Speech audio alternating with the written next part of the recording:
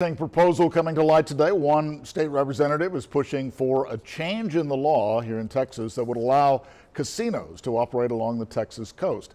Representative Joe Deshotel from the Beaumont area says the added revenue would go to the Texas Windstorm Insurance Association, or TWIA. The idea is to reduce the need for constantly increasing premiums for windstorm insurance. It would mean amending the Texas Constitution to allow casinos in Nueces, Galveston, and Jefferson counties. Local Representative Todd Hunter says before any decisions are made, though, they have to look at the potential revenue benefits. That will trigger on whether you got to look at revenue measures or can you sustain what you have in the budget.